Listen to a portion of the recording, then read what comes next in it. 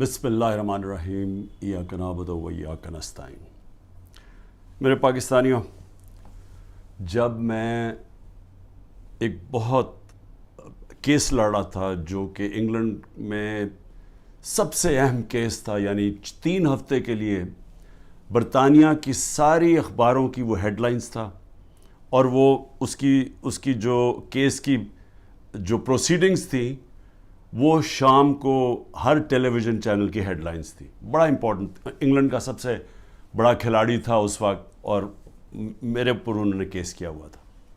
تو میرا بھی جو وکیل تھا وہ برطانیہ کا مانا ہوا وکیل تھا، اس کا نام تھا سر جارج کامن، اور دوسری طرف اس کے پاس بھی برطانیہ کا ٹاپ وکیل تھا۔ تو سارا، کیونکہ میرا بھی نام تھا، ایئن بوتھم کا بہت بڑا نام تھا، تو اس وقت سارا جو انٹرسٹ تھا صرف سپورٹس میں نہیں، سب دیکھ رہے تھے اس کیس کو، اور یہ وکیل بھی ٹاپ کے تھے۔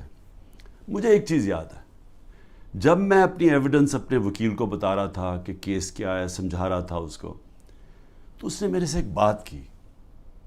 اس نے کہا، دیکھو میں تمہاری کوئی مدد نہیں کروں گا کہ تم نے عدالت میں جا کے کہنا کیا، میں کوچ نہیں کروں گا، یہ ہماری اخلاقیات کے خلاف ہے۔ حالانکہ چپ کر کے مجھے بتا دیتا کہ دیکھو وہ تمہارے سے یہ پوچھیں گے، تم یہ کہنا وہ کہنا، یا مجھے میری تیاری کرواتا، کیونکہ میں تو کبھی پہلے عدالت میں نہیں گیا تھا۔ وہ اور بات ہے کہ اب جو میں جتنی عدالتوں کے چکر لگا دیے، میں زبردست طریقے سے بولتا تھا، لیکن میرا تو پہلی دفعہ تھی۔ اس نے کوئی بات نہیں کی، اس نے کہا میں نے تمہیں کچھ نہیں بتاؤں گا، یہ ہے تم سچ، یہ تمہاری ایویڈنس ہے، اس کے مطابق تم نے بات کرنی ہے۔ اور اس نے پھر مجھے کیا کہا، اس نے کہا اگر آپ نے کسی چیز کے اوپر میرے سے جھوٹ بولا ہے، میں اسی وقت کیس تمہارا ختم کر کے جج کو کہوں گا جی میں کیس سے پیچھے ہٹ رہا ہوں۔ اس نے کہا اور تمہیں 3 سال کی قید ہوگی جھوٹ بولنے پہ۔ تو مجھے ابھی بھی یاد ہے کہ وہ میں بڑا ایک طرح مجھے عجیب لگا کہ یہ اتنا اسٹرکٹ رولز ہیں یہاں کے، لیکن مجھے تو تب تک تو میں کافی دیر برطانیہ میں پڑھ بھی چکا تھا، میں کرکٹ کھیلتا تھا، تو میں صرف آپ کو سمجھا رہا ہوں کہ ان کا اخلاقی معیار کیا تھا اور ان کا انصاف کا نظام کیا تھا، کہ عدالت کے اندر جا کے تم نے سچ بولنا ہے، تب تک میں تمہارے ساتھ کھڑا ہوں۔ اور پھر وہ بھی اب ذرا یہ دیکھ لیں کہ وہ انگلینڈ کا ہیرو تھا، اور جوری تھی، 12 لوگوں کے جوری بیٹھتی ہے، جج ہوتا ہے، پھر جوری ہوتی ہے جو کہ عام شہری ہوتے ہیں۔ تو میرے اپنے وکیل نے کہا کہ تمہارا کوئی چانس نہیں ہے جیتنے کا، کیونکہ ساری انگریز جوری ہے اور وہ انگلینڈ کا ہیرو ہے، اور تم پاکستانی ہو، اور تمہیں پتہ ہے ہمارے لوگوں کے اندر تعصب بھی ہوتا ہے۔ تو کہتا تمہاری جیتنے کی کوئی چانس نہیں، بلکہ اس نے مجھے کوشش کی کہ تم کیس نہ ہی پیسے باہر آؤٹ آف کورٹ سیٹلمنٹ کر لو، لیکن میں نے کہا میں حق پہ کھڑا ہوں، میں لڑوں گا کیس۔ اس نے کہا تمہاری صرف 20% چانس ہے، اور یہ یاد رکھیں کہ اگر وہ میں کیس ہار جاتا تو یہ جو میں نے اپنا لنڈن کا فلیٹ بیچ کے میں یہ بنی گالا کا گھر بنایا، یہ سارا کچھ ہی چلا جاتا، کیونکہ وہ اتنا زیادہ اس کا خرچہ آتا ہے۔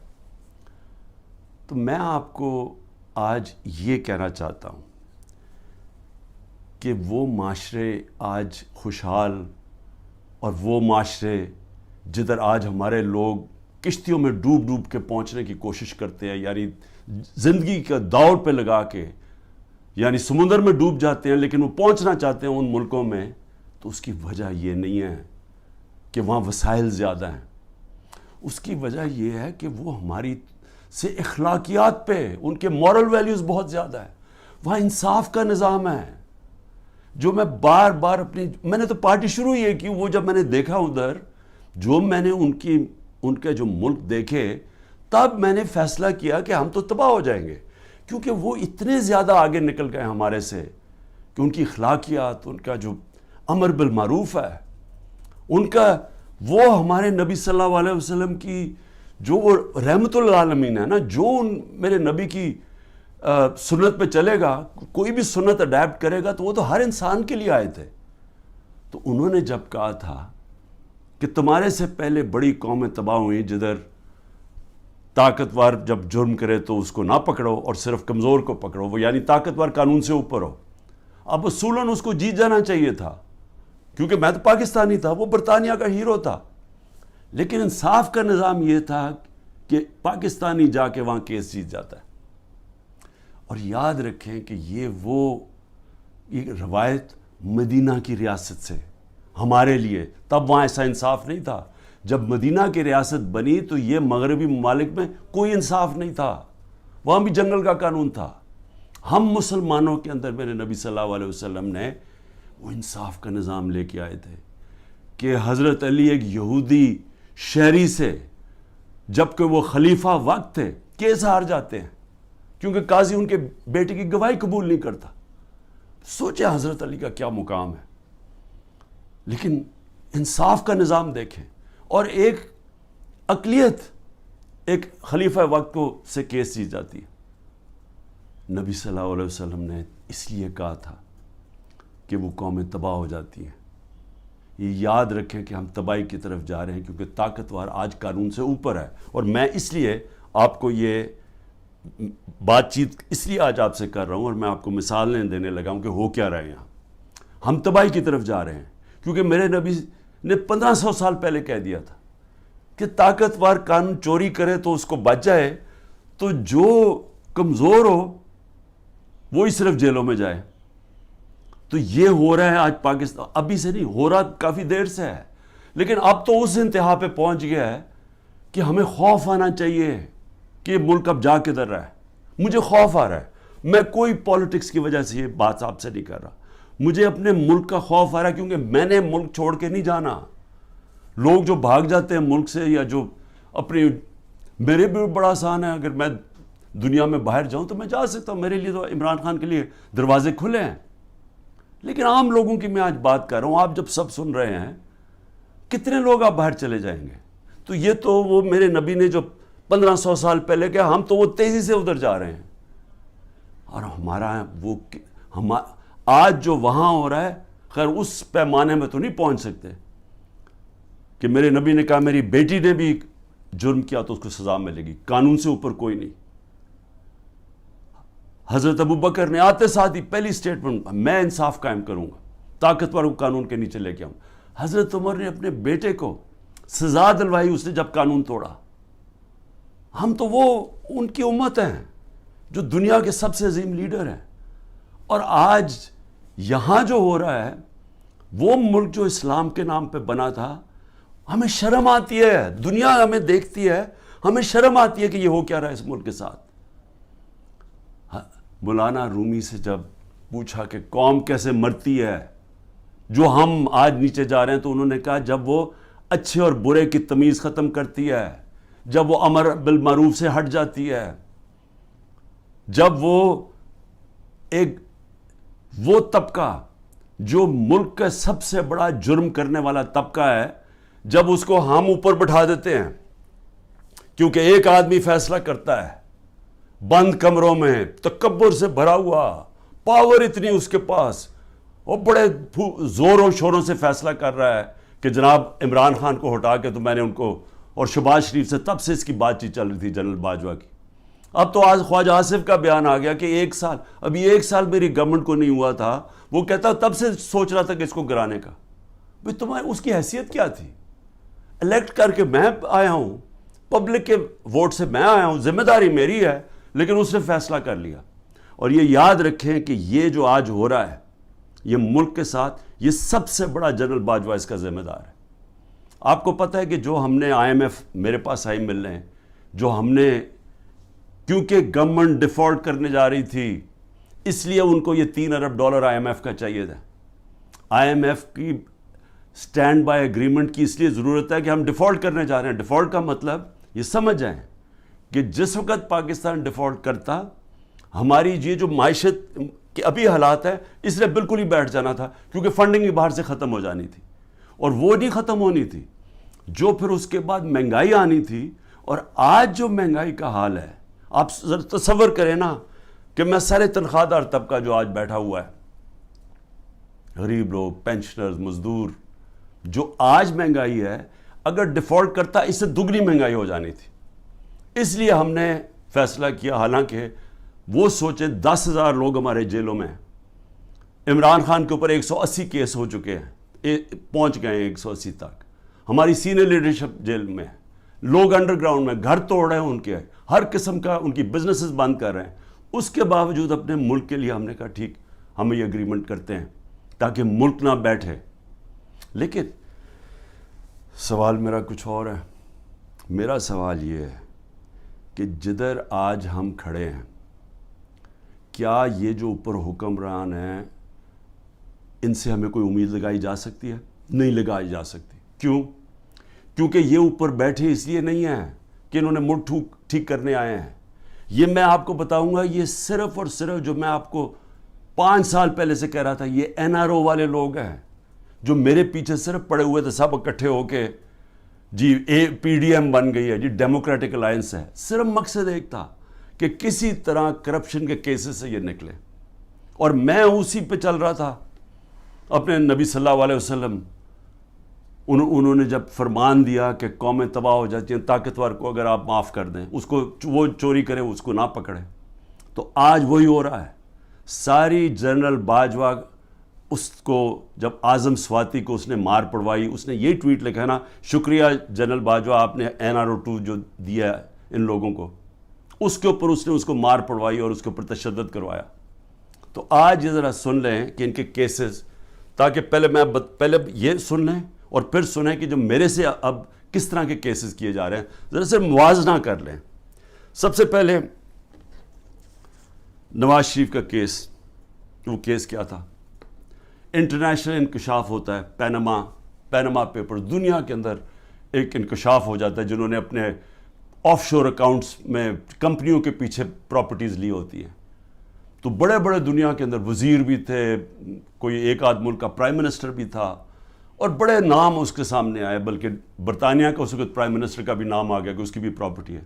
دنیا میں شور مچ گیا۔ تو ادھر پتہ چلا کہ 4 جن سب سے مہنگے لنڈن کے علاقے میں جو مے فیئر کے فلیٹس ہیں، وہ نواز شریف کی بیٹی اس کی اصل مالکہ تھی۔ اب سب کو پتا تھا کہ اس کے پاس تو پیسہ نہیں، اس کا مطلب نواز شریف نے خریدے۔ اب یہ تھا کیس، 1.5 سال عدالت میں چلا۔ نواز شریف نے اسمبلی میں کہا ہاں یہ ہیں ہمارے فلیٹس مانے، اور کہا یہ ہیں ذرائع کہ جس کے ذریعے میں نے خریدے۔ جب عدالت میں کیس شروع ہوا تو وہ ادھر سے اور کہانی بدل گئی، وہ ذرائع غائب ہو گئے۔ اس نے کہا جی قطری کھاتا آ گیا کہ جی قطریوں نے ہمیں یہ کوئی ڈیل ہوئی تھی، کوئی قطریوں سے ڈیل ہوئی تھی تو انہوں نے ہمیں یہ مفت کے دے دیے فلیٹ۔ یہ اس کے بعد یہ کہانی آئی۔ پھر اس کے بعد کلیبری فونٹ آ گئی۔ عدالت کے اندر مریم نواز نے جھوٹ بولا، کیونکہ وہ جو جس فونٹ جس سے جو لکھی گئے تھے کانٹریکٹ، جو اس نے اپنے بھائی کے ساتھ کانٹریکٹ دکھایا، وہ جو اگریمنٹ تھی وہ ابھی تک ایجاد ہی نہیں ہوئی تھی۔ جب اس نے وہ 2007 میں ہوئی، انہوں نے 2006 میں، کیونکہ جعلی کانٹریکٹ تھا، جھوٹ کی سیدھی 3 سال سزا ہوتی ہے، وہ کچھ بھی نہیں ہوا۔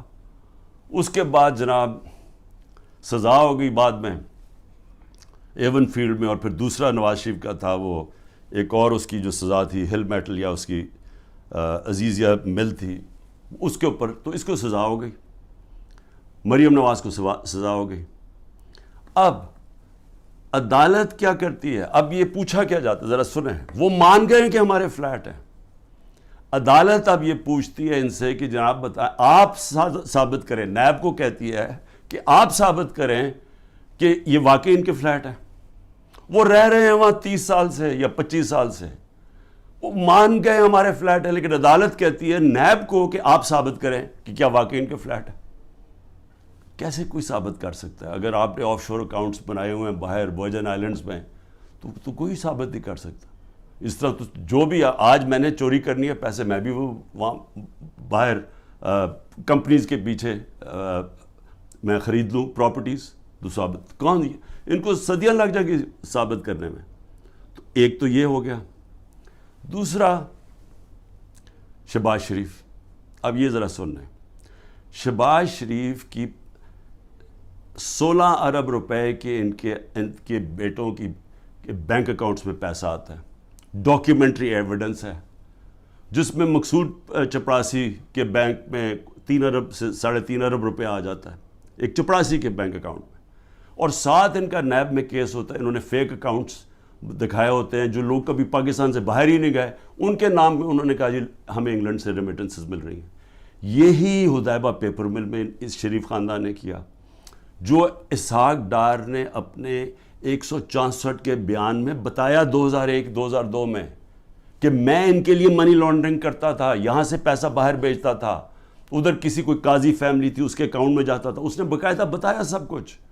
اس اکاؤنٹ سے پھر پیسہ پاکستان ان کی خاندان کے نام پہ آتا تھا.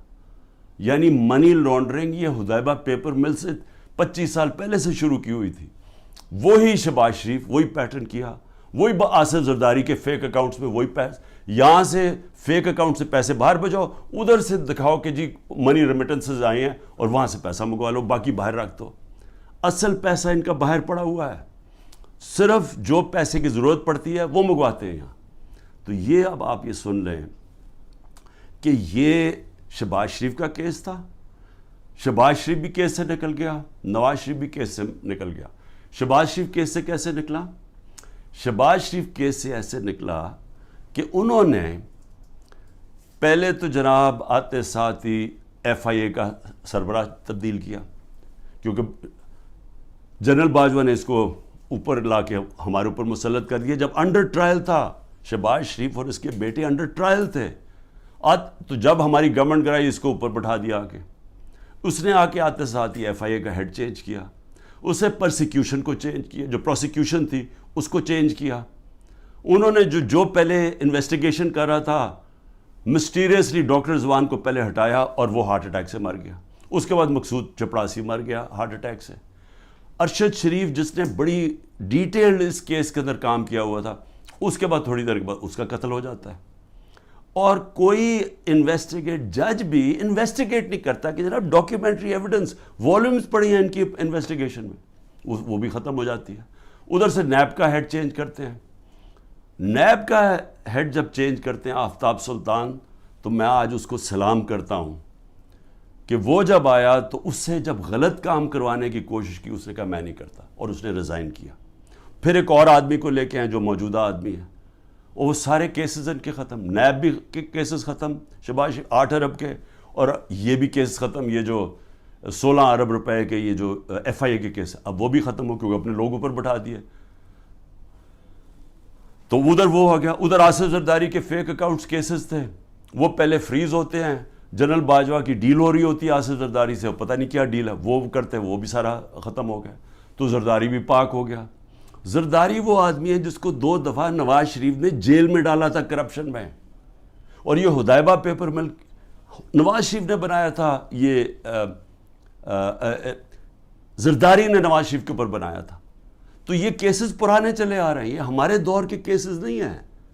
لیکن جب ہمارا دور آیا تو جناب نیب تھی جنرل باجوہ صاحب کے نیچے، اس کے بعد سارے کیسز رک گئے. اور وہ تو خیر اب چیزیں سامنے آئی گئی ہیں کہ خواجہ آصف نے خود ہی کہہ دیا کہ ان سے تو بات چیت تو ان سے شروع ہو گئی تھی، تو کیسز ان کے کیسے آگے بڑھنے تھے. لیکن یہ سمجھ جائیں کہ جو آج اوپر طاقتور بیٹھے ہوئے ہیں ان کی اربوں روپے کے کیسز معاف ہوئے ہیں. اور سب سے امپورٹنٹ چیز یہ ہے کہ یہ جب کیسز تھے یہ ان کی گورنمنٹ تھی.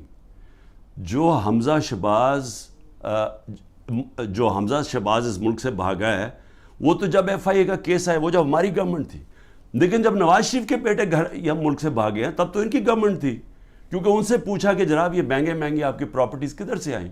وہ باہر بھاگ گئے اور پھر کہتے جی ہم تو پاکستانی شہری نہیں ہیں، ہم برطانیہ کی شہری ہیں.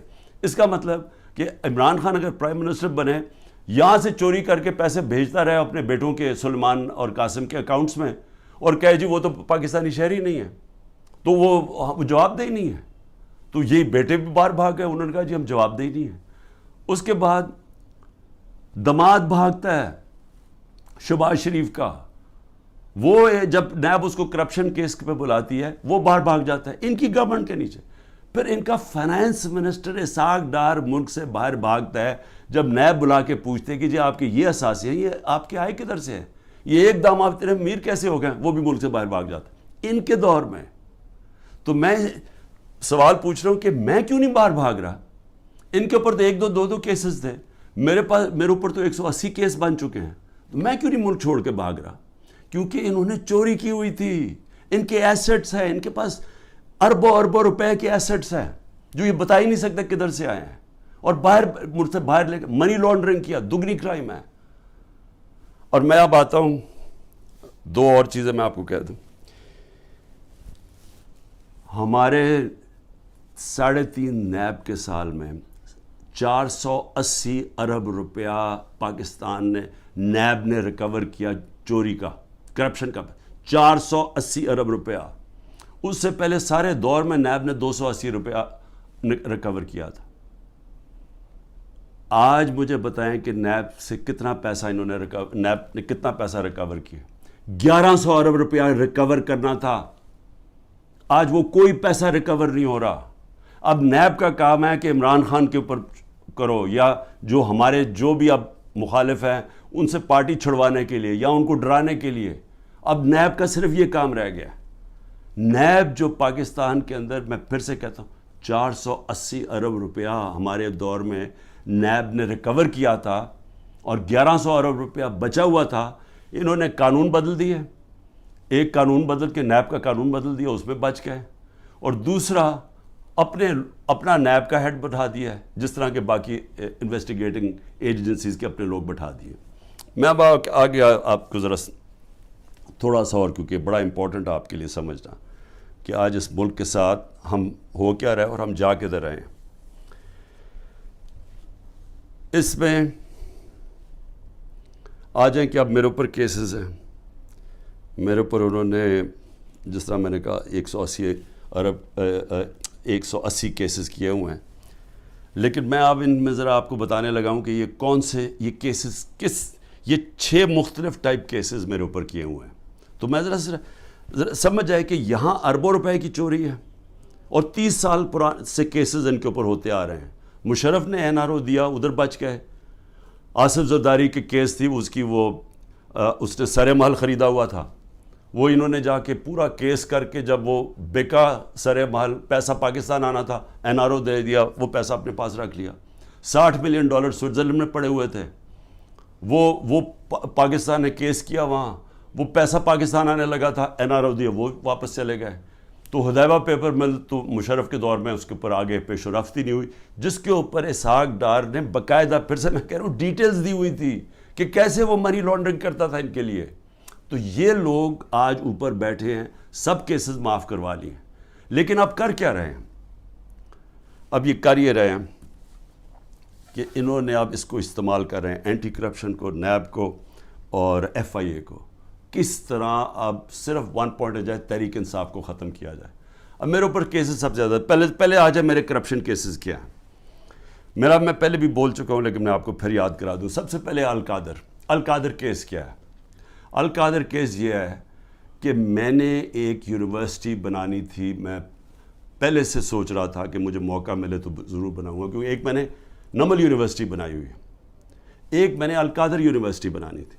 القادر کا میرا مقصد یہ تھا کہ یہاں سیرت نبی کے اوپر اپنے نوجوانوں کو, ان کو سمجھایا جائے, سیرت نبی کے اوپر وہ کھڑے ہو تاکہ ان کو لیڈرشپ آئے. ساتھ ٹیکنالوجی, یہ آئیڈیا تھا اس کا. اور یہ یونیورسٹی جب میں نے شروع کی تو اس کے اندر میرا مقصد تھا کہ ملک ریاض کو, کیونکہ ملک ریاض اور پروجیکٹس میں, راوی سٹی میں بھی تھا, ادھر بھی چیپ سستے ہاؤسنگ کے اندر بھی تھے. پھر بعد میں ہم نے جب یہ شروع کی سینٹرل بزنس ڈسٹرکٹ جو والٹن کی تھی, کیونکہ سب سے بڑا بلڈر ہے پاکستان کا.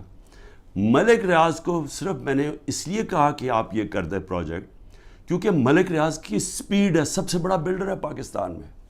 جو ملک ریاض نے 3 سال میں کام کیا ہے ہمارا یہ القادر میں, وہ ہمیں 14 سال 15 سال لگے نمل یونیورسٹی میں. یعنی اتنا کنسٹرکشن کا کام ہمیں 15 سال جو لگا وہ اس نے 3 سال میں کر دیا, کیونکہ وہ سب سے بڑا بلڈر ہے. میرا تو یہ مقصد تھا. ملک ریاض نے کہا میں یہ خود ہی اسپانسر کرتا ہوں یہ آئیڈیا جو القادر کا ہے. اب یہ ہوتی ہے بات, یہ سمجھیں, یہ ہوتی ہے 2018 کی نومبر دسمبر کی بات ہے. اس کے بعد جب وہ اس کی اوپننگ شروع, اس کی جو سٹون لینگ ہے وہ مئی میں شروع ہو جاتی ہے. مئی 2019 میں. 2019 کی دسمبر میں ایک کیبنٹ کا فیصلہ آتا ہے, وہ میں بتا چکا ہوں آپ کو. کیبنٹ نے فیصلہ یہ کرنا تھا کہ کیا ہم نے ملک ریاض کے کوئی پیسے انگلینڈ کی نیشنل کرائم ایجنسی نے انہوں نے فریز کیے ہوئے تھے ایز سسپیشس ٹرانزیکشن, کہ ہمیں شک ہے اس ٹرانزیکشن کے اوپر, منی لانڈرنگ پہ نہیں. اور اس کی ڈیل ہو جاتی ہے ان کے ساتھ. اب وہ پیسہ وہ فیصلہ کرتا ہے کہ سپریم کورٹ میں ملک ریاض نے پیسہ دینا ہے, وہ اس میں ڈالنا چلتا ہے سپریم کورٹ کے اکاؤنٹ میں, اور ان کی ڈیل ہوتی ہے. ہمارے کیبنٹ کے سامنے صرف یہ فیصلہ آتا ہے کہ اگر آپ اس کو ڈیل کو کانفیڈینشیل رکھیں گے جو اس کے اور اس میں تھی, لیکن عدالت میں آپ لے جا سکتے ہیں, لیکن صرف کیبنٹ, کیونکہ کیبنٹ میں پبلک ہو جانی تھی, تو وہ کہتا ہے پبلک نہ ہو. اگر آپ کانفیڈینشیل رکھیں گے تو 190 ملین پاؤنڈ پاکستان آ جائے گا سپریم کورٹ کے اکاؤنٹ میں. لیکن اگر آپ نہیں کریں گے تو آپ کو جا کے انگلینڈ میں کیس کرنا پڑے گا اور وہاں ثابت کرنا پڑے گا کہ منی لانڈرنگ ہے یا نہیں ہے. وہ سول کیس تھا. ہمیں جو کیبنٹ میں بتایا جاتا ہے, اور وہاں یاد رکھیں لا منسٹر تھے, وہاں فائنانس منسٹر تھے, وہاں کیبنٹ سیکرٹری تھے, جن لوگ جو اس کے اوپر بات کر سکتے ہیں. تو سب نے یہ جو کنسنسس بنا کہ اگر ہم سول کیس کرتے ہیں یہ ثابت کرنے کے لیے منی لانڈرنگ, وہ ہمیں 5-6 سال لگ جائیں گے, اور اگر کیس ہار جاتے پیسہ وہی رہ جاتا تھا. تو یونانیمس فیصلہ ہوتا ہے کہ ہاں پیسہ تو پاکستان آ رہا ہے. یہ تھا. یہ میرے پہ کہہ رہے ہیں کہ جناب القادر یونیورسٹی جو آپ نے بنائی ہے اس کی وجہ سے آپ نے یہ ملک ریاض کا پیسہ یہ جانا چاہیے تھا پاکستان گورنمنٹ کو, بجائے چلا گیا سپریم کورٹ کے اندر.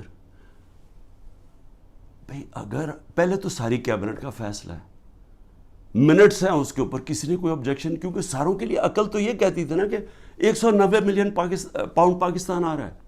دوسرا, اگر آج آپ یہ سمجھتے ہیں کہ جی کوئی اس میں غلط ہوا ہے, اس کو گورنمنٹ کے پاس آنا چاہیے, سپریم کورٹ کو آپ لکھیں کہ جی غلط آ گیا, اس کو پیسے کو وہاں کریں, اور اگر وہ ملک ریاض آبجیکٹ کرتا ہے, ہم جا کے انگلینڈ میں کیس کریں گے, ہم جا کے وہ ثابت کریں گے, ہمیں ثابت کرنا پڑے گا. یاد رکھیں ہمارے اوپر ہے پھر گورنمنٹ پہ کہ ثابت کریں کہ جناب یہ پیسہ منی لانڈرنگ کا تھا. اب یہ جو بھی وکیل جانتے ہیں ان کو پتہ ہے کہ وہاں ثابت کرنا آسان نہیں ہے. بہرحال ابھی کر سکتے ہیں.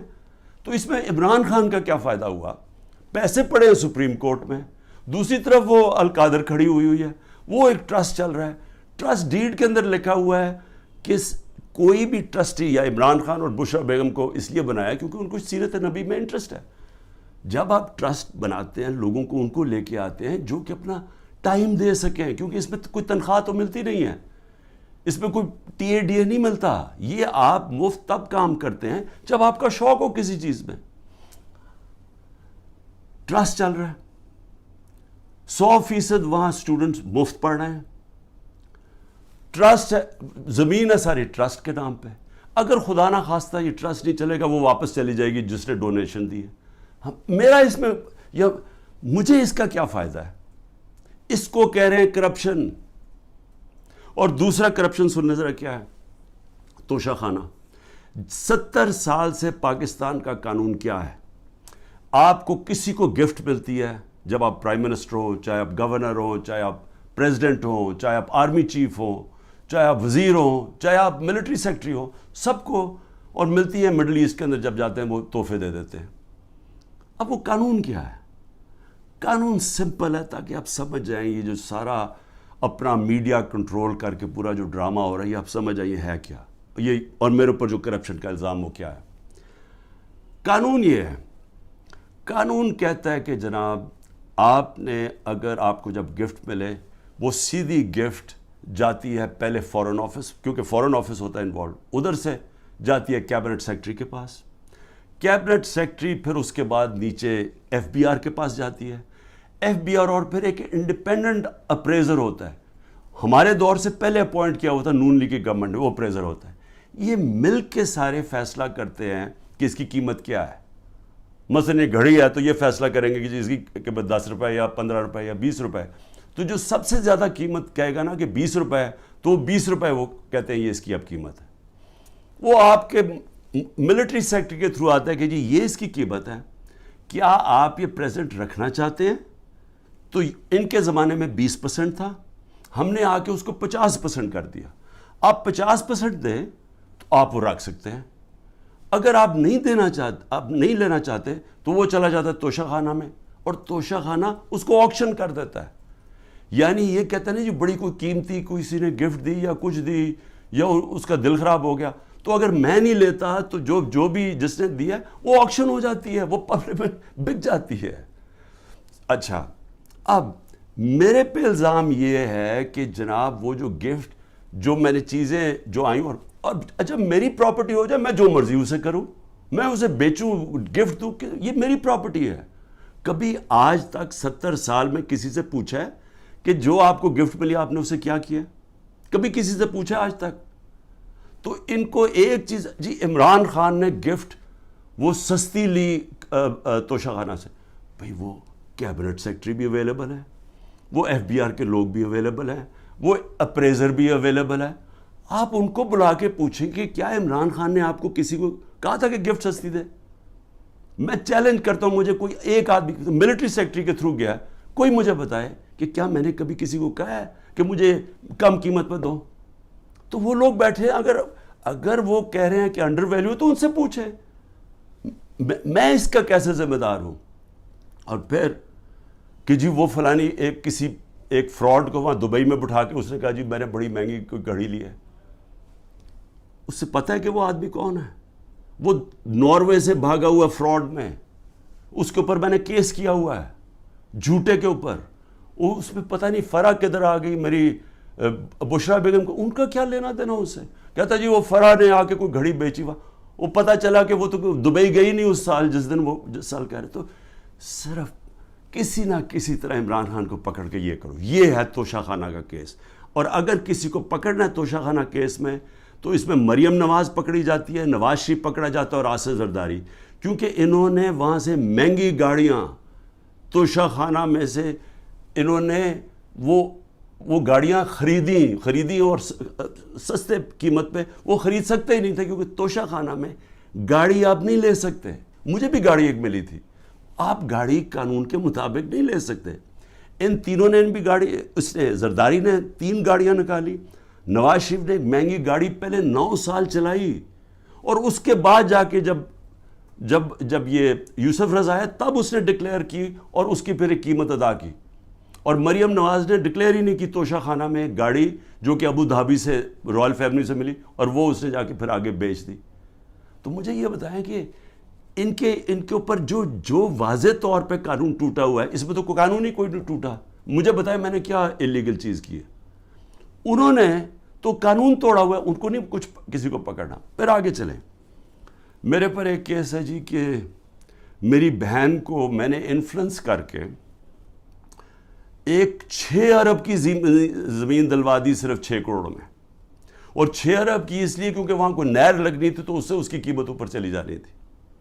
اور میں نے زبردستی لوگوں سے کہا کہ کیونکہ میں پرائم منسٹر تھا, میں نے زبردستی کہا کہ وہ کسانوں سے اسے زمین دلوا دی.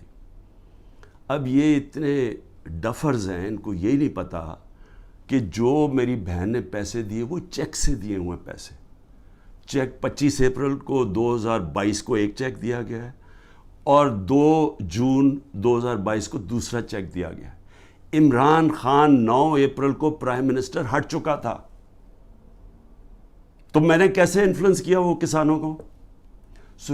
اگر یہ ہے میرے اوپر کرپشن کے کیسز, اس کے اوپر چکر لگ رہا ہے میرے, کبھی ایک عدالت سے کبھی نیب میں اچھا. اور توشہ خانہ کے اوپر نیب کا بھی کیس ہے, توشہ خانہ کے اوپر الیکشن کمیشن کا بھی کیس ہے, اور ایف آئی آر بھی کٹی ہوئی ہے ایک ہی توشہ خانہ کے اوپر. یہ آگے کرپشن کے کیسز. آگے چلے ذرا میں آپ کو ذرا بتا دوں کہ اور کون سے کیسز ہیں. اچھا جی, قتل کیس. کوئٹہ کے اندر قتل ہوتا ہے, اس کے 4 گھنٹے کے اندر شہباز شریف کا جو مشیر ہوتا ہے مسٹر ڈینٹونک, وہ جا کے ایک دم ٹی وی پہ آگے کہتا ہے کہ جی عمران خان نے اس کو قتل کر دیا.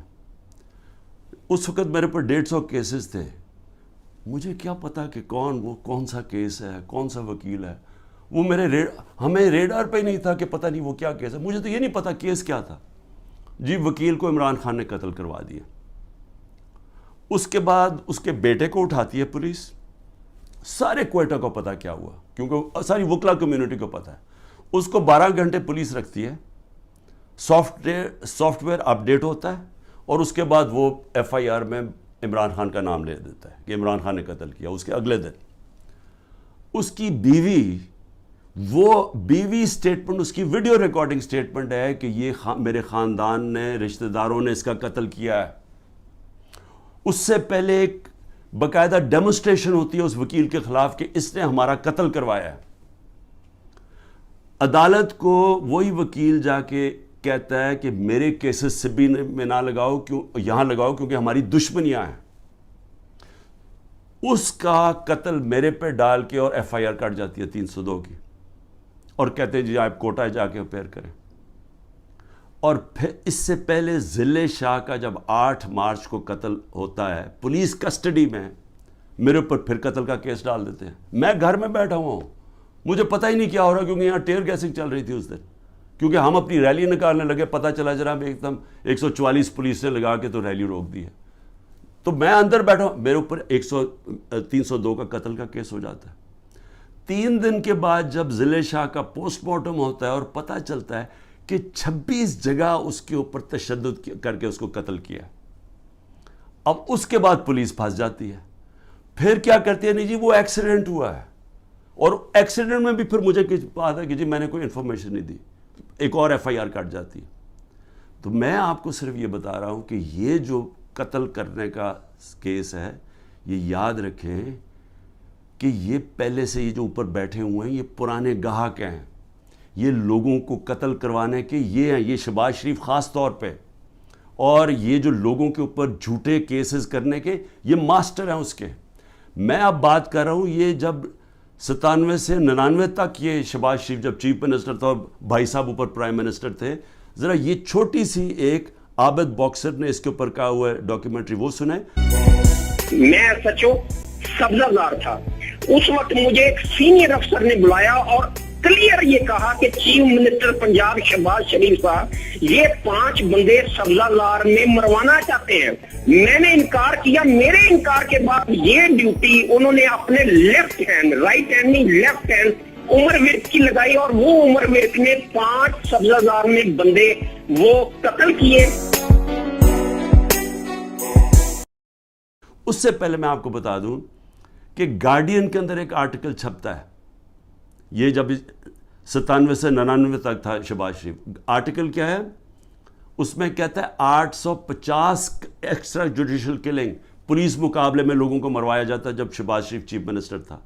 اور اس کے اندر وہ ایمنسٹی انٹرنیشنل کنفرم کرتے ہیں کہ یہ بالکل ٹھیک ہے کہ پولیس انکاؤنٹر کے ذریعے شہباز شریف نے اس کے دور میں لوگ مروائے گئے. اب ذرا یہ سنیں کہ عابد باکسر کیا کہتا ہے.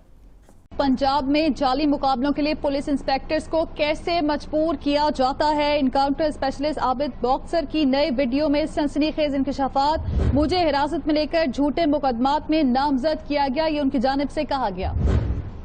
کچھ چیزیں جو میڈیا اور پبلک کے سامنے لانا چاہتا ہوں کہ کس طرح شہباز شریف صاحب لوگوں کے ریکارڈ بنواتے ہیں، کس طرح انہیں جعلی پولیس مقابلے میں مارا جاتا ہے، کس طرح لوگوں کی جائیدادیں ہتھیائی جاتی ہیں. یہ تمام چیزیں میں آج پبلک کے سامنے رکھوں گا تاکہ وہ اس کا فیصلہ کر سکیں. میں 99 میں بطور S H O factory area تعینات تھا. میرے ماموں ایک رقبہ باغ بچہ کی ملکیت کے دعویدار تھے. میاں صاحب اس کو خریدنا چاہتے تھے لیکن قیمت میاں صاحب کی مرضی کی ڈیسائیڈ نہیں ہو رہی تھی، جس کے بعد میاں صاحب نے اس کو ہتھیانے کا فیصلہ کیا. لیاقت نام کے مالی کو مدعی بنا دیا گیا، اور مدعی بنانے کے بعد اس کو ایک پرچہ دے دیا گیا کہ یہ تمام رجسٹریاں باغ بچہ کی جو ہے یہ جعلی اور بیک ڈیٹڈ ہے. اور ایک فقرہ لکھوا دیا گیا کہ میرے ماموں ظفر عباس نے مالی کو دھمکی لگائی ہے کہ میں عابد باکسر سے تجھے مروا دوں گا. یہ جو بات یا یہ جو لائن ہے یہ اینٹی کرپشن لا کے مطابق کوئی جرم نہیں بنتا. زیادہ سے زیادہ اگر ہوتا تو 506 کا پرچہ میرے ماموں کے خلاف درج ہو سکتا تھا. میرے ماموں پہ پریشر ڈالا گیا، میرے ماموں یہ پریشر برداشت نہ کر سکے اور وہ بچوں کے ساتھ بیرون ملک چلے گئے. میاں شہباز شریف صاحب کے حکم پر مجھے معطل کر دیا گیا. معطل کرنے کے بعد مجھے گرفتار کر لیا گیا. گرفتار کرنے کے بعد مختلف تھانوں میں مجھے زیر حراست رکھا گیا. اس کے بعد ایک لیٹر حمزہ شہباز کا جو منظر عام پہ آیا, تمام پاکستان کے اخبارات میں چھپا. اس میں اس نے فواد حسن فواد صاحب کو لکھا کہ عابد باکسر کے خلاف سخت ترین ایکشن لیا جائے, اور ایک فقرہ آخر میں لکھا, please note it that we are not in the habit of listening the word legal or illegal. اس کے بعد مجھے اچھا جی, اب یہ ذرا سمجھ جائیں کہ جو قتل, اور اس نے شہباز شریف نے ایک اور میرے اوپر الزام لگا دیا کہ میں آرمی چیف کو اب قتل کروانا چاہتا ہوں, کہ میں پلان کر رہا ہوں آرمی چیف کو قتل کروانے کے لیے. اور اس دیکھیں وہ جو ہوتا ہے نا, وہ کہتے ہیں کہ ایک انگریزی میں ہے کہ takes a thief to catch a thief, یعنی چور جو ہوتا ہے وہ چور کو پکڑ سکتا ہے کیونکہ چور چور کی طرح سوچتا ہے, کیونکہ یہ ساری زندگی یہ جرائم پیشہ لوگ ہیں, یہ اس کو پتہ ہے کہ عمران خان کوئی قتل نہیں کروانا ہے, ان کو پتہ ہے کہ نہ میں, سب کو کوئٹہ کو پتہ ہے نہ میں نے اس کو قتل کروایا نہ یہ ذل شاہ کو, لیکن یہ جھوٹے الزام لگانے کے یہ ماسٹر ہے. اچھا یہ قتل یہ ہو گیا, جب مرڈر کیسز یہ میرے پاس ایک ایف آئی آر ادھر کی کٹی ہوئی ہے اور ایک انہوں نے ذل شاہ کے اوپر اور چینج کر کے کٹوا دیے. پھر آ جائے جی دہشت گردی. زیادہ تر اب میرے پر کیس دہشت گردی کی عدالتوں میں. اب وہ دہشت گردی کے کیسز کیسے ہیں؟ 9 مئی سے پہلے کیسز ہیں. وہ کیسز کیا ہے جناب؟ میں کوئی ڈیمونسٹریشن ہو رہی ہے, کوئی مظاہرہ ہو رہا ہے پی ٹی آئی کا, کوئی مظاہرہ میں کوئی انسیڈنٹ ہوتا ہے, جناب عمران خان کے اوپر دہشت گردی کا کیس. ایک الیکشن کمیشن کے باہر مظاہرہ ہو رہا ہے, اس کے اندر کچھ آپس میں کچھ ہوتا ہے, مجھے کیا پتا, عمران خان کے اوپر دہشت گردی کا پرچہ. مریم نواز کی ویڈیو ہیں سب کے پاس کہ یہ جا کے یہ جب اس کی پیشی ہوتی ہے نیب کے اندر تو پتھراؤ کرتے ہیں نیب کے اوپر. گاڑی بھری ہوتی ہے جس میں پہلے پتھر لے کے جاتے ہیں, پتھراؤ ہوتا ہے. کوئی کیس ہوا اس کے اوپر؟ کوئی دہشت گردی کا کیس ہوا؟ کوئی کیس ہوا؟ تو کچھ بھی ہوتا ہے, کوئی ڈیمونسٹریشن کی عمران خان کے اوپر دہشت گردی کا. اچھا پھر 9 مئی آ جائیں. اب 9 مئی کے بعد میرے اوپر ایک اور بارش ہوگی ہے کیسوں کی. اب ہر روز کوئی نیا کیس آ جاتا ہے کہ وہ جو میاں والی میں وہ جو جہاز جلایا گیا تھا وہ اس میں بھی عمران خان کے اوپر دہشت گردی کا کیس ہے. ساری جگہ کیسز آ گئے. اب یہ پہلے 9 مئی کو کلیئر کر دیں. 9 مئی کو پاکستان کے سپریم کورٹ نے کہا کہ جو عمران خان کو 9 مئی کو اغوا کیا گیا تھا وہ غیر قانونی اور غیر آئینی تھا. یہ سپریم کورٹ کا فیصلہ ہے.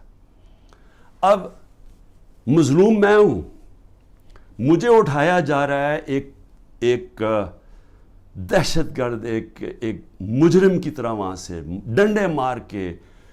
رینجرز نہیں کمانڈوز تھے, کیونکہ جو میرے 4-5 کمانڈوز تھے ان کو وہ تو ایک دم پہچان گئے کمانڈوز تھے. کمانڈو ایکشن میں جو مجھے وہاں سے اٹھایا گیا, میں سوال یہ پوچھتا ہوں کہ کس پاکستان کے پولیٹیکل لیڈر کو اس طرح کی اس کو ذلیل کیا گیا؟ لوگوں کو مارا گیا, وہاں کے سٹاف کو مارا گیا, جو وہاں سٹاف بیٹھا ہوا تھا رجسٹری آفس کا, ہائی کورٹ کا سٹاف, وکیلوں کو مارا گیا, ڈنڈے مارے گئے. وہ بیچارے 4-5 گارڈ تھے اتنے زیادہ, انہوں نے ان کو مارا, میرے لگا ڈنڈا, جس طرح مجھے پکڑ کے لے کے گئے. اب سب سے پہلے تو یہ یاد رکھیں کہ یہ غیر آئینی اور غیر قانونی تھا, ذلیل کیا مجھے. اس کے اوپر جو ری ایکشن آیا وہ آنا تھا.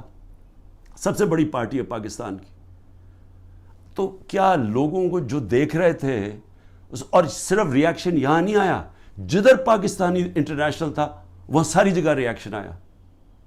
ری ایکشن آنا تھا کیونکہ لوگ مجھے 50 سال سے جانتے ہیں, تو جو لوگوں نے دیکھا اپنی آنکھوں کے ساتھ اس کے اوپر ریئیکٹ ہی کرنا تھا. تو مظلوم یعنی ظلم میرے پہ ہوتا ہے, میرے لوگوں بالکل ان کی جائز ہوتی ہے کہ وہ آ کے پرامن احتجاج کریں, کیونکہ قانون اجازت دیتا ہے. ایک ناانصافی ہوتی ہے, اس کے اوپر پرامن احتجاج کرتے ہیں. اور صرف پاکستان, پھر سے میں کہتا ہوں, اب انٹرنیشنل جو ہوتا ہے, کیا وہاں بھی وہ غلط لوگ نکلے تھے؟ اس سب کو ایک بس جناب فوج کے خلاف کچھ ہو گیا, شہداء کے خلاف کچھ ہو گیا, اس کو اس مد میں ڈال کے کہ وہ بات نہیں کرتا کہ وہاں گولیاں چلائیں گئی. نہتے لوگوں کو مارا گیا. 25 لوگ کم از کم انہوں نے مارے ہیں, کیونکہ ہمیں پوری طرح پتہ نہیں ہے. جو پولیس نے 25 لوگوں کو گولی قتل کیا, شہید کیا میں کہتا ہوں, کیونکہ پرامن احتجاج حق کے لیے, ناانصافی کے خلاف کھڑا ہونا تو ہمارا حق ہے. اس کے اوپر لوگوں کو قتل کیا گیا, اور وہ شہید ہیں. جو انصاف کے لیے کھڑا ہوتا ہے اس کو شہید کہتے ہیں. 16 کے پاس ہماری ایڈریسز ہیں. جو ان کے رشتہ دار ہیں ان کے اوپر چڑھائی کر دی. وہ بیچارے ڈرے ہوئے بیٹھے ہیں, مشکل سے نام دے رہے ہیں. جو باقی 8-9 ہیں وہ ہمیں بتا ہی نہیں رہے, کیونکہ وہ ڈرے ہوئے انڈر گراؤنڈ چلے گئے ہیں. اس طرح انہوں نے, جس طرح ذلے شاہ کے گھر ساری پہنچ گئی تھی ان کی ساری پنجاب کے آئی جی اور سارے, اور اسے جب اس کی جب باڈی تھی تو اس کو کہا جی یہ ایکسیڈنٹ ہوا, زمین پہ پڑا, یہ ملا ہے سائٹ پہ.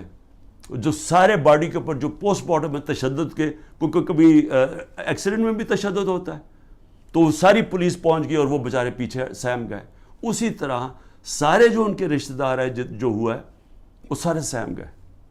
9 کا ہمیں پتہ نہیں چل رہا, اور 16 جو ہیں ان کو وہ دے نہیں رہے, ان کو رپورٹ نہیں دے رہے, ان کا پوسٹ مارٹم نہیں کر رہے.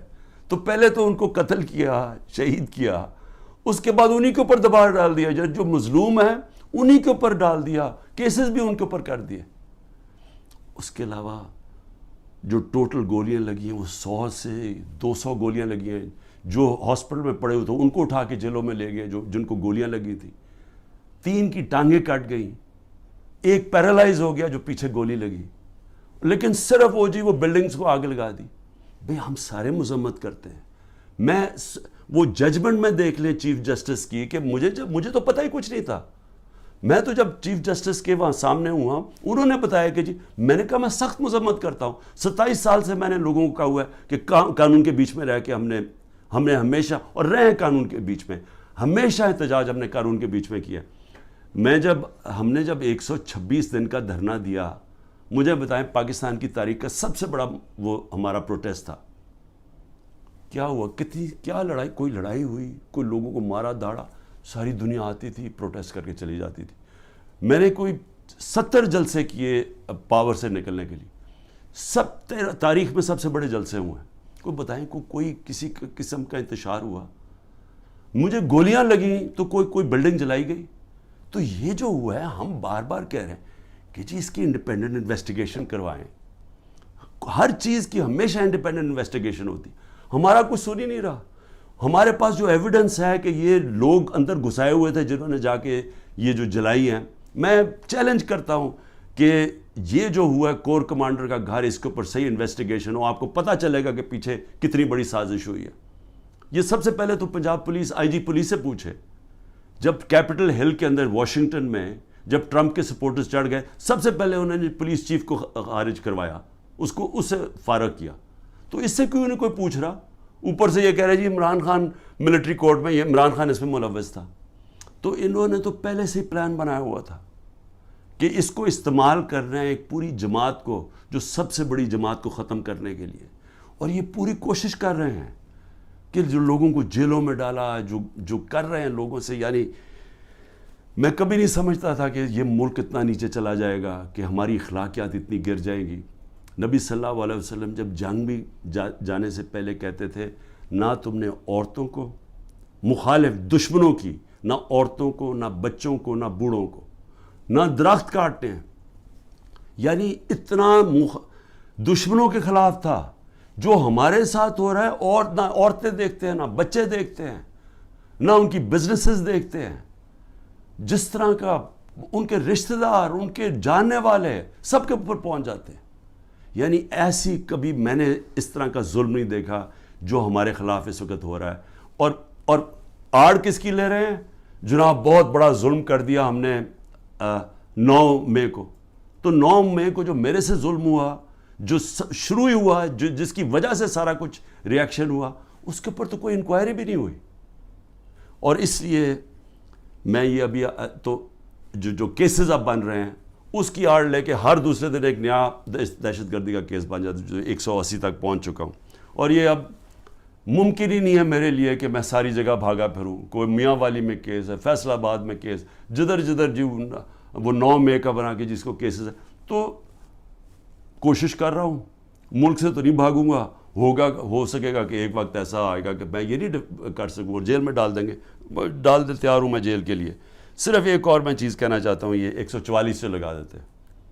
ایک یہ نیا ڈرامہ شروع کیا, ہم اب الیکشن کیمپین 8 مارچ کو الیکشن کیمپین کا اپنا آغاز کرتے ہیں, 7 مارچ کو بیٹھ کے پولیس سے طے کرتے ہیں روٹ یہ لاہور کی کہ ہم اپنی, کیونکہ سپریم کورٹ 30 اپریل کا الیکشن اناؤنس کر دیتا ہے, تو ہم اپنی آغاز کرتے ہیں کیمپین کا.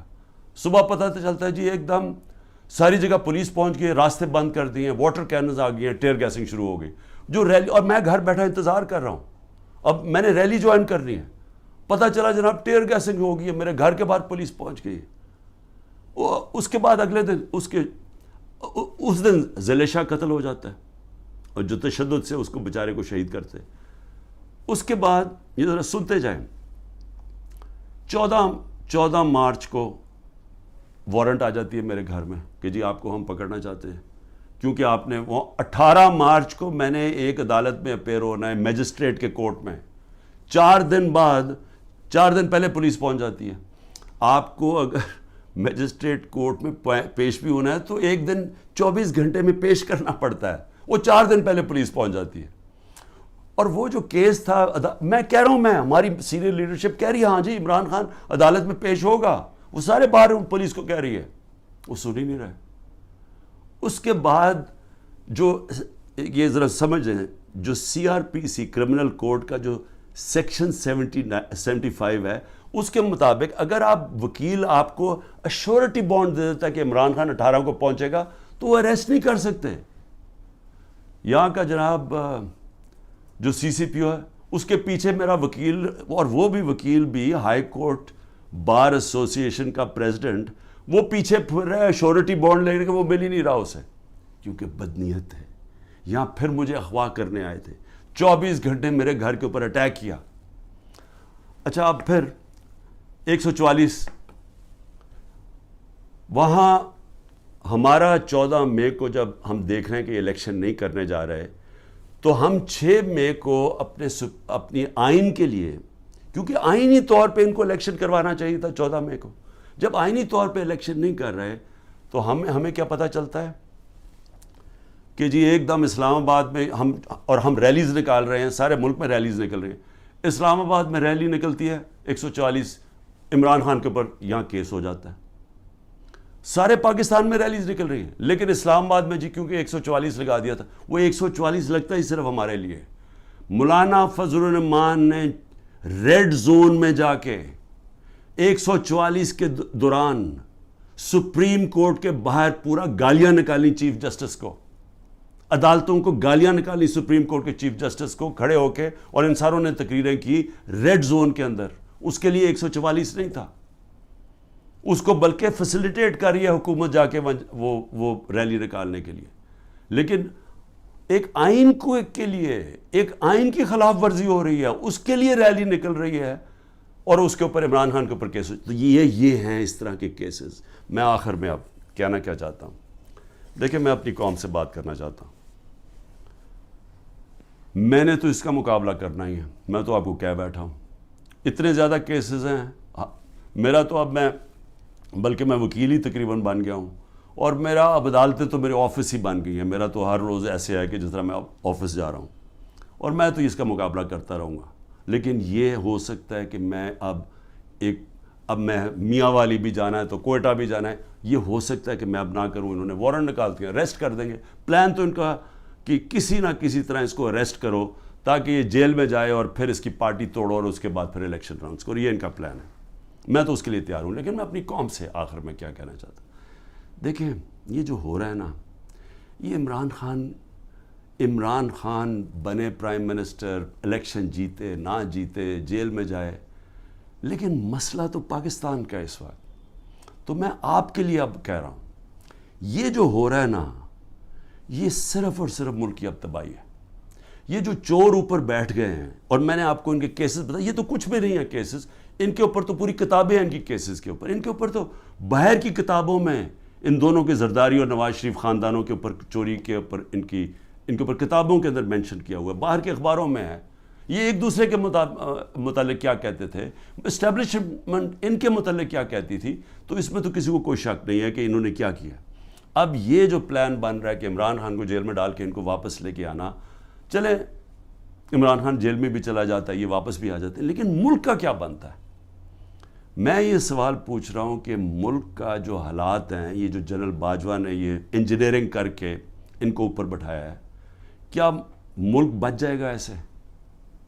مجھے یہ بتائیں کہ صرف معاشیت کو دیکھ لیں کہ ہم جب 1 سال میرے ہٹانے سے 1 سال پہلے جو ہمارا ڈالر, کیونکہ اصل مسئلہ پاکستان کا ڈالرز کا ہے, ہم کیوں IMF کے گھٹنوں میں پھر رہے ہیں؟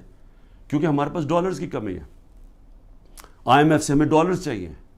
لیکن جس وقت ہمارا جو آخری سال تھا 8.7 ارب ڈالر کا ہمارا ڈالر انکم میں اضافہ ہوا تھا, ایکسپورٹس میں اور ریمیٹنسز میں 8.7 ارب ڈالر کا اضافہ ہوا تھا. اس سال جب سے یہ جنرل باجوہ کے یہ تحفے آئے ہیں, انہوں نے 1 سال کے اندر 8.5 ارب ڈالر کی کمی کی ہے ریمیٹنسز اور ایکسپورٹس میں. وہ جو ہمارا بڑھا تھا اور ہمارا پورا ماشاءاللہ جس طرح ہم جا رہے تھے مزید ہمارے اور بڑھنا تھا, کیونکہ ہمارا 2 سال میں بڑھتا جا رہا تھا. ان کا 1 سال میں 8.5 ارب ڈالر کم ہوا ہے ریمیٹنسز میں اور ایکسپورٹس میں. اس کا مطلب کہ 3 ارب ڈالر کے تو ہم قرضے لے رہے ہیں ان سے, اور جو آمدنی ہے وہ سکڑتی جا رہی ہے. اگر ایک گھر کے اندر آپ کے اوپر قرضے چڑھتے جا رہے ہیں تو آپ آمدنی بڑھا کے قرضے واپس کریں گے نا. اگر آمدنی آپ کی کم ہو رہی ہے تو قرضے آپ نے کیسے واپس کرنے؟ تو یہ ہے تباہی کی طرف. بے روزگاری بڑھ رہی ہے, مہنگائی بڑھ رہی ہے, تنخواہ دار طبقہ پس گیا ہے, عوام کو سامنے کچھ نظر نہیں آ رہا. جو اس ملک کے قابل لوگ ہیں وہ باہر جانے کا سوچ رہے ہیں. 9 لاکھ پروفیشنلز ملک چھوڑ کے چلے گئے ہیں کیونکہ ان کو امید نہیں نظر آ رہی. کیونکہ امید یہ جب ان شکلیں دیکھتے ہیں جو دبئی میں بیٹھ کے گدوں کی طرح پاکستان کی بندر بانٹ کر رہے تھے, وہ لوگ پاکستان سے مایوس ہو گئے ہیں. آگے نظر کچھ نہیں آ رہا.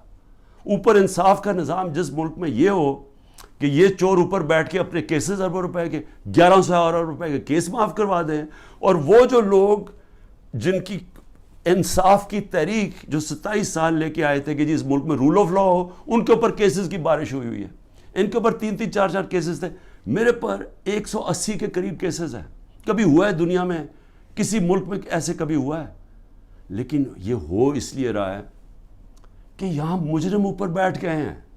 اور میں قوم کو آج کہہ رہا ہوں, میں سارے وہ لوگ جو کہ یہ غلط کام کر رہے ہیں ان چوروں کے لیے, دیکھیں اللہ نے کیوں کہا تھا کہ رزق میرے ہاتھ میں ہے؟ اس نے اس لیے کہا تھا کہ کوئی اپنی رزق بچانے کے لیے, تنخواہ بچانے کے لیے, نوکری بچانے کے لیے آپ کوئی غلط کام نہ کریں. آپ کے اوپر اللہ نے لازم کیا ہوا ہے کہ آپ قانون کے مطابق چلیں. برطانیہ میں کسی پولیس والے کی جرت, کسی اوپر آفیسر کی جرت نہ ہو کہ نیچے پولیس والے کو کہا کہ غلط کام کرو, کسی کے گھر کے توڑ کے اندر چلے جاؤ, وہاں اس کا گھر لوٹ لو, ان کی بزنسز بند کر دو. جرت نہ ہو, پولیس چیف کی جرت نہ ہو, کیونکہ اسے پتا ہوگا کہ قانون میں وہ نیچے کھڑا ہوگا کہے گا میں یہ نہیں کرتا, یہ قانون مجھے اجازت نہیں دیتا. وہاں کا اس لیے وہ کامیاب ہے ملک, اس لیے ہمارے لوگ بیچارے سمندروں میں ڈوبنے کی رسک لیتے ہوتے پہنچنے کی کوشش کرتے ہیں, کیونکہ وہاں انصاف ہے. وہاں کسی کو غلط کام کرنے کے لیے آپ حکم نہیں دے سکتے, کیونکہ قانون ہے, انصاف ہے, رائٹس ہیں لوگوں کے, ان کے فنڈامنٹل رائٹس کی ان کی عدالتیں ان کی حفاظت کرتی ہیں. یہاں پکڑ کے جس کو مرضی اٹھا کے اندر جیلوں میں ڈال دو, جس کو مرضی تشدد کرو. جو تشدد کی کہانیاں ہیں اتنی خوفناک ہیں جو یہ اس وقت لوگوں کے اوپر ہو رہی ہیں, پکڑ چن کے لوگوں کو اوپر تشدد کر رہے ہیں, انٹرنیشنل لا کے اگینسٹ ہے یہ. تو جو لوگ یہ سارے لگے ہوئے ہیں, نیب میں بیٹھے ہیں, FIA میں بیٹھے ہیں, پولیس میں بیٹھے ہیں, جو تنخواہ دار لوگ ہیں, میں ساروں کو آج کہہ رہا ہوں کہ دیکھیں آپ اللہ کو جواب دیں. آپ یہ جو چیزیں کر رہے ہیں, آپ اپنے ملک کی تباہی کے راستے پہ ملک کو لے کے جا رہے ہیں, اور آپ اپنی آخرت بھی تباہ کر رہے ہیں. آپ کو کوئی ضرورت نہیں ہے, جب رزق اللہ نے کہا میرے ہاتھ میں ہے, آپ کو غلط کام کرنا اور گناہ کرنا کی یہ نہ کہنا اوپر والے کو کہیں گے کہ نہیں جی میں تو کیا کرتا مجھے اوپر سے غلط آرڈر آیا ہے.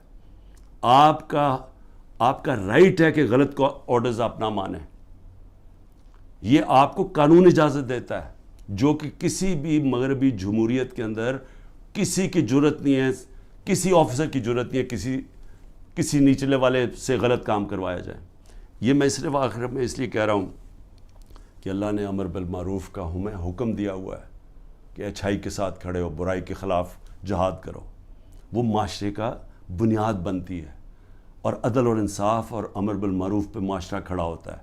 جو وہ معاشرہ اوپر جاتا ہے جو مدینہ کی ریاست میں ہوا تھا, اور اس کو جب آپ خلاف جائیں گے تو وہ آپ اپنے پھر تباہی کا راستہ اختیار کر لیتے ہیں, جو مجھے افسوس سے کہنا پڑتا ہے جس طرف اس وقت ہم تیزی سے جا رہے ہیں. پاکستان زندہ باد.